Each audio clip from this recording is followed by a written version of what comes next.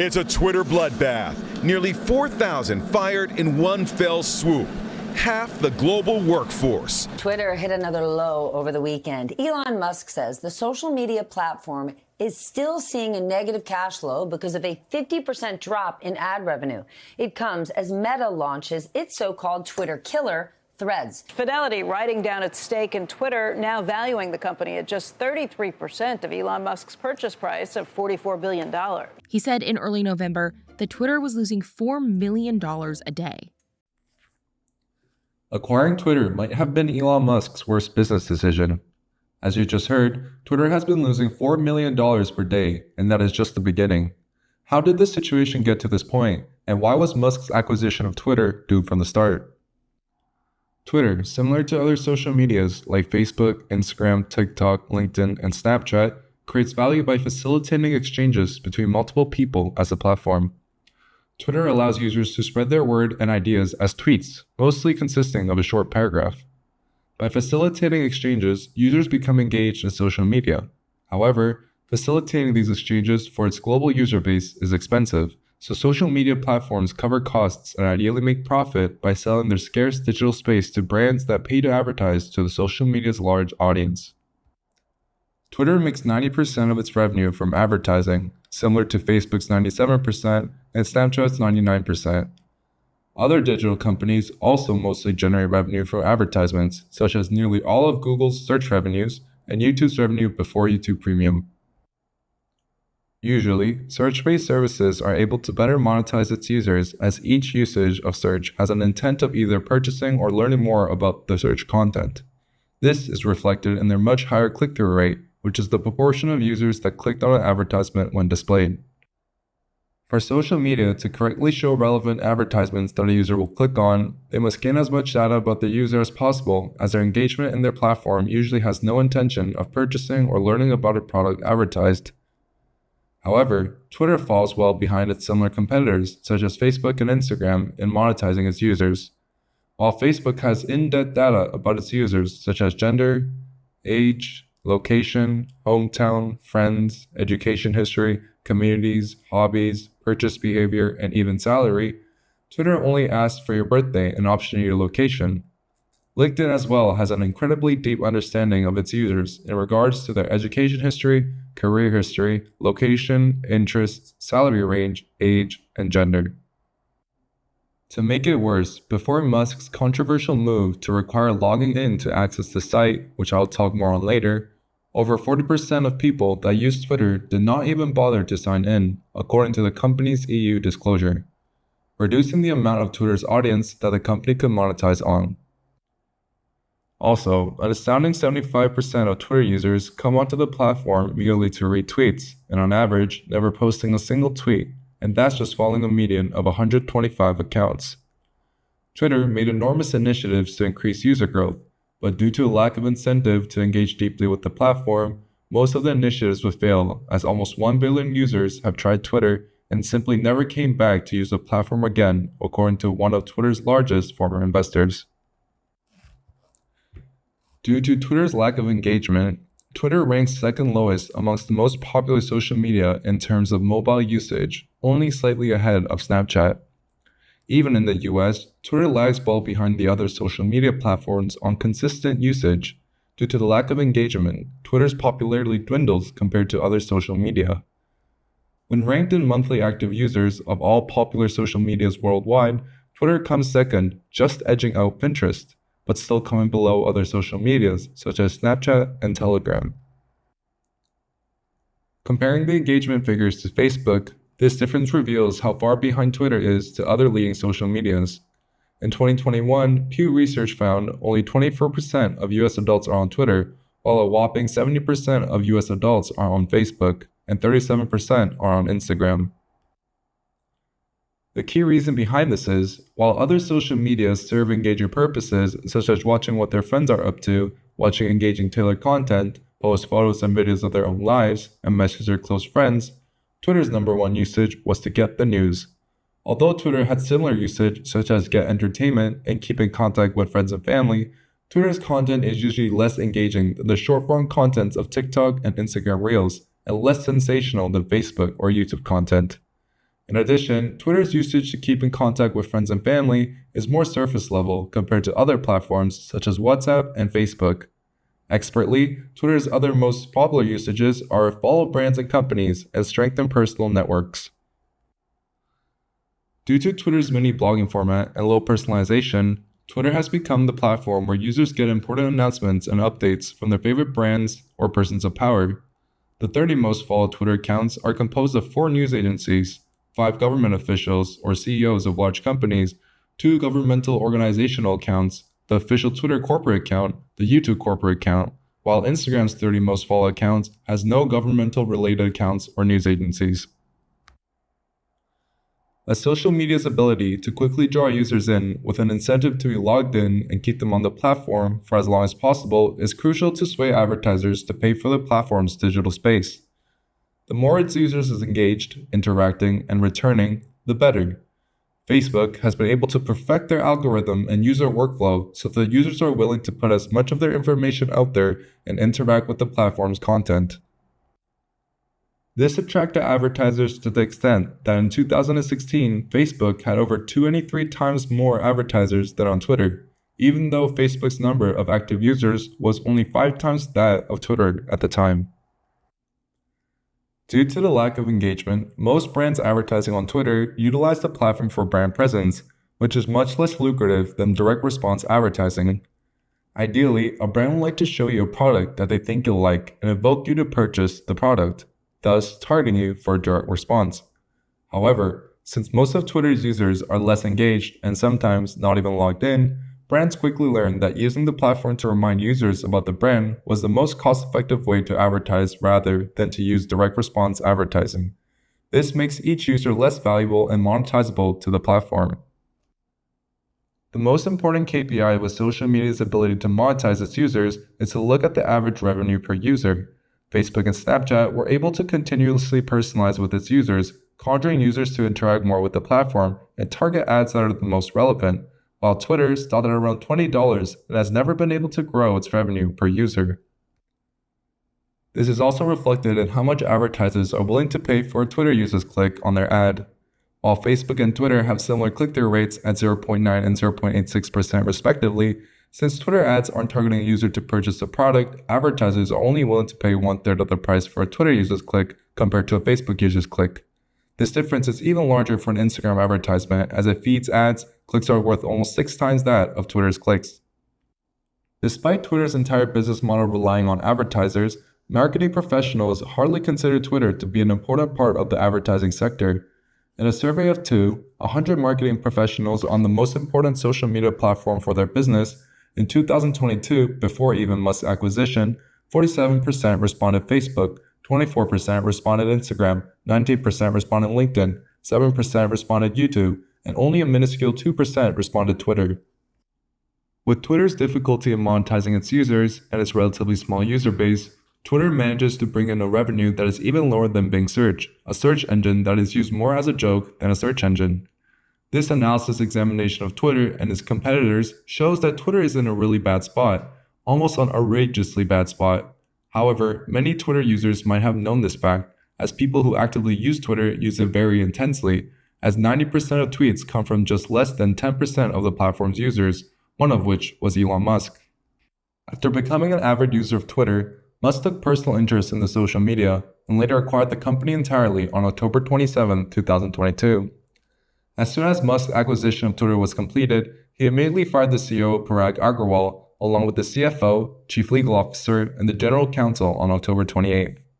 Then, on November 4th, Musk laid off half of his 7,500 employees, firing over 3,000 employees in a single day. Musk laid off employees in all areas, from the core engineering team to the marketing, communication, and even public policy. These layoffs were so abrupt, many of them being simply logged out of their work computer, that many of the work-in-progress items from the former employees were lost without recovery. Some of the employees were even asked to return, with the company saying that they were laid off by mistake. The first round of layoffs of nearly 3,700 people were reported to have saved the company roughly $860 million a year. Eventually, Musk went on to lay off another couple thousand employees, before 1,200 employees also voluntarily quit, refusing Musk's demand for a hardcore Twitter with long hours at high intensity. By the end of all the layoffs and quitting, 80% of all Twitter employees had left the company, shrinking the company from 7,500 employees to only 1,500. With Musk's takeover of Twitter, many extremist content Twitter users were revitalized by Musk's insistence on free speech on Twitter. Although no tangible policy changes were made to content moderation, more extreme views started to emerge onto Twitter. Musk's reinstatement of previously suspended Twitter accounts, including Donald Trump, Jordan Peterson, Andrew Tate, Alex Jones, and Marjorie Taylor Greene, only added fuel to the fire of extremist content, which was previously heavily censored, with 70,000 accounts being banned with Donald Trump for US election conspiracy theories before Musk's reversal. With so much controversy and uncertainty surrounding Twitter, advertisers quickly stopped spending on the social media platform. Included in the layoffs were also several top executives in the ad department, souring relationships with Twitter's largest advertisers. Deal negotiations for long-term advertising that were supposed to begin at the end of 2022, which made up of a third or more of Twitter's US ad revenue, have all been put on hold. HBO, who previously spent an eye-watering $12 million per month in September of 2022, decreased their advertising spending to just $54,000 in January of 2023. General Motors, who had spent on average of $1.7 million per month, cut their spending on Twitter entirely. By November of 2022, Twitter had lost half of its top 100 advertisers, which had spent a combined total of $750 million on advertisements to Twitter in 2022. Revenue continued to landslide and never recovered, with Twitter's ad revenue overall in 2023 reportedly down 60% from the previous year. An additional pain point in Twitter's effort to attract advertisers is the abundance of sensitive content on the platform. In 2022, it was reported that 13% of all Twitter content was not safe for work, explicit, or pornographic content. With Musk's 80% layoffs, including the content moderation staff, this percentage is likely a lot higher. To sway brands from leaving entirely, the company rolled out adjacent controls, allowing advertisers to prevent their ads from appearing adjacent to tweets that use keywords. This is a similar feature that YouTube has with its limited monetization control, which allows advertisers to bid to display their ads near sensitive content. However, these content generate only 1/10 of the revenue, as brands are strongly willing to pay 10 times more to appear along with moderated content instead. Advertising executives stated that they are confused by the constant changes Musk is making on the platform and are receiving inferior customer support since the layoffs. In another desperate attempt to generate revenue, Twitter excessively decreased their standard on who is allowed to advertise, allowing, in states where it's legal, ads for cannabis, online gambling, and erectile dysfunction products and services, all categories that were strictly prohibited on Twitter. In 1 week in May of 2023, 4 of Twitter's top 10 US advertisers were online gambling and fantasy sport betting companies. Allowing such frowned-upon industries to advertise on the social media, Musk is risking tainting the platform's reputation as a scammy website, which respectable advertisers will avoid. Before Musk's takeover, the company had more than $2 billion in total cash reserves and less than $600 million in debt, which is very little for a company in the S&P 500 index. However, Musk claimed that the company was burning through cash quickly, saying that he had no choice but to reduce the workforce as the company was losing over $4 million per day. In order to acquire Twitter, Musk had to load the company with an immense amount of debt. Musk had to cough up a total of $46.5 billion to buy the company, $44 billion for the price of the company, and $2.5 billion in the closing and transaction costs. Musk spent a total of $26.4 billion in his own cash, selling $20 billion worth of his Tesla shares to pay for Twitter. Musk also secured $7.1 billion from other equity investors, from names such as Oracle co-founder Larry Ellison and Saudi Prince Al-Walid bin Talal. And to pay for the remaining $13 billion, Musk secured $13 billion in loans. The $13 billion loan led by Morgan Stanley, Bank of America, and Barclays was structured in $6.5 billion in a fixed-term and interest rate loan, $3 billion in a secure bridge loan, $3 billion in unsecured bridge loan, and $500 million in a corporate credit-like resolving loan. Bridge loan is meant to be a short-term loan until the borrower can secure longer-term financing. These loans have been very expensive. For example, the $3 billion unsecured bridge loan, as it is not backed by Twitter shares, demands an interest rate of a whopping 11.75%. It is estimated that Twitter will have to pay at least $9 billion in interest to the lenders over the next 7 to 9 years, before the company will have to repay the total $13 billion principal, a daunting amount for a company that only reported $6.3 billion in total operating cash flow over the past 8 years. Lending insiders have reported that Twitter has been paying an incredible $300 million each quarter on the interest rates. With 60% nosedive in ad revenue, Twitter will only generate ad revenue between $2 to $3 billion in 2023, while paying an interest expense of $1.2 to $1.5 billion per year. To pay the interest every year alone will be a staggering task, as the company has never made $1.5 billion in profit in its entire history, only recording a positive net income twice in its entire history. Being in such dire situation, Twitter's credit rating has been demoted 5 notches to B- from an already low BB+, as lenders distrust that the company is able to repay its loans. This means that Twitter's debt even before Musk's takeover were considered junk bonds. In comparison, Meta has a credit rating of AA-, Amazon has AA, Google has AA+, Apple has AA+, and Microsoft has the highest possible with AAA. With Twitter's credit rating deteriorating, if Twitter were to replace its short-term bridge loans with different-term loan, Twitter might have to pay an even higher interest rate. With such expensive interest rates in advertising, Musk stated that the company would have had $6 billion in costs against $3 billion in revenue without drastic measures. In a desperate measure to cut costs, along with the layoffs, Musk has refused to pay vendors and office landlords, ending up in lawsuits. The company has been sued for not paying its office rent in San Francisco, New York City, and London, including for the company's headquarters office. Twitter also refused to pay for its bills to Google Cloud, Implied Data, Startup Right, and Innisfree M&A, to name a few. When senior employees at Twitter brought up issues of disgruntled vendors seeking payment, Musk simply shrugged it off, repeatedly saying, "Let them sue." Twitter is also in an investigation by the FTC for the social media's privacy practices, putting the company at risk for billions in fines, already paying $150 million in fines in 2022, and EU regulators have been demanding Musk to hire more human moderators and fact-checkers. However, Musk continues to rely on AI to detect and moderate content, risking the company infringing the European Parliament's Digital Service Act that became law in November of 2022. In addition to grasping to cut costs, Musk has been trying to generate non-advertising revenue. His primary attempt was to roll out Twitter Blue, now called X Premium. Twitter users can now pay $8 per month for the premium subscription, which will show 50% less ads, allow editing of previous tweets, enable longer posts, and unlock the infamous blue verified checkmark. Despite Musk longing for a new revenue channel, Twitter has only made $11 million in revenue from the premium service in the first 3 months of the feature launch.